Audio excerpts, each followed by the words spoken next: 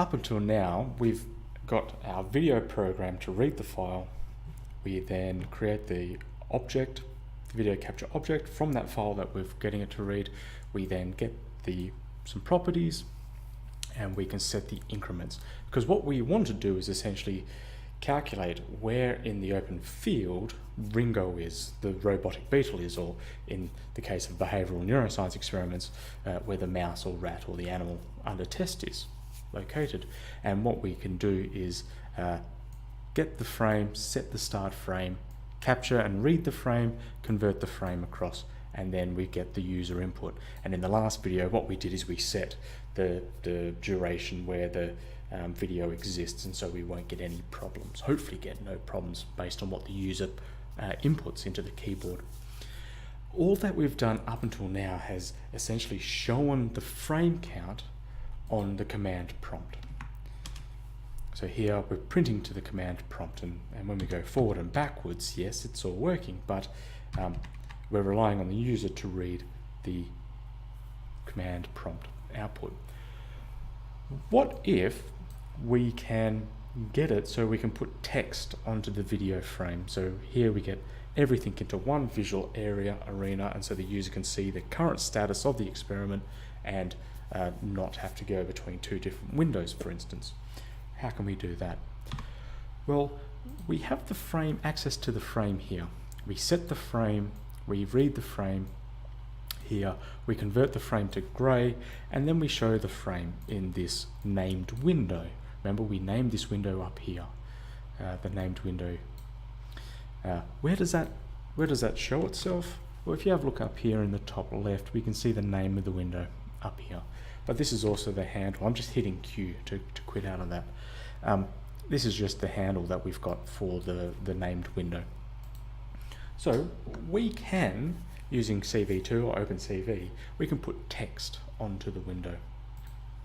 So here I'm just looking at the documentation. If you want to know how to do this, just go to Google and type in cv2.putText, and right down the bottom of this documentation, right, table of contents, it's a drawing function. We go down to put text, and it says, hey, it draws a text string onto the frame.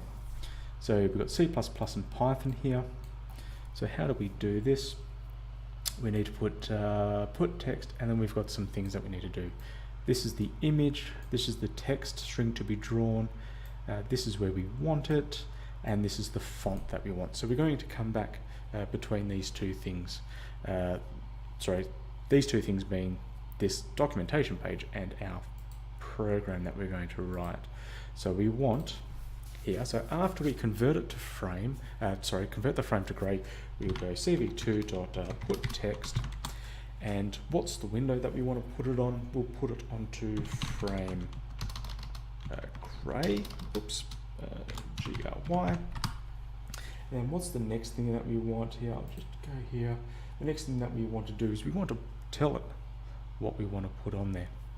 What's the string? So we'll put the string, we'll put the start frame. So remember, that's the current frame that will be displayed. So we'll put the frame itself. What else do we need to put in? We need to give it the location. So what location do we want?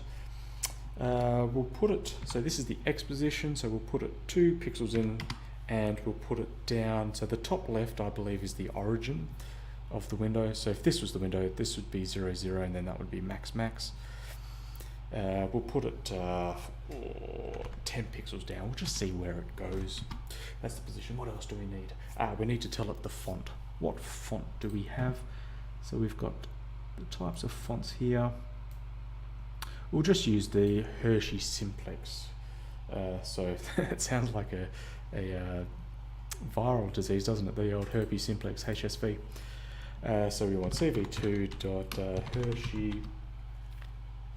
Let me just go up here on this other one. Where is it? The font is...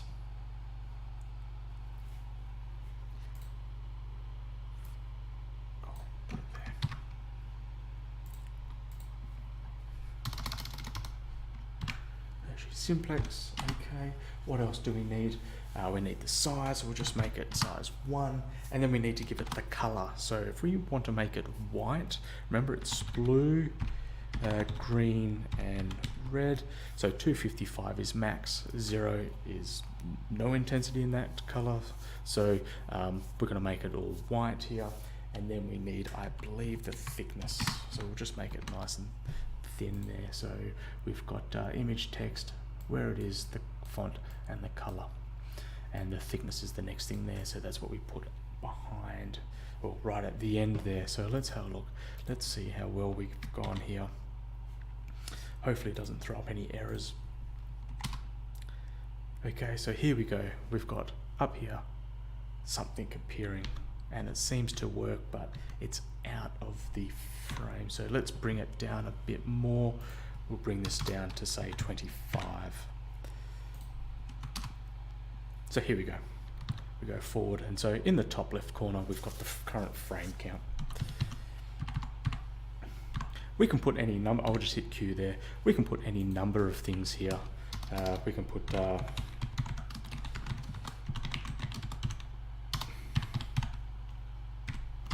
we could type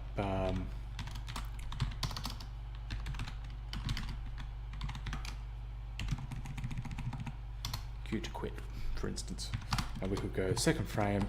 What was the frame dimensions? It was 640 by 480, wasn't it? Where is it? Width is 640, 480 down. So if we go down to say 450, it'll go right down the bottom of the screen. And we'll go CV2 font. Actually, simplex is fine. 1. We'll make it white again. And we'll make the thickness 1. So hopefully we're adding a second lot of information. What have I done wrong here? I have given it invalid syntax, so we don't need that there. So here we've got up here frame count, and we've got some directions to the user. That's up a bit too high, so we can plop that down a bit more. Let's go say 460.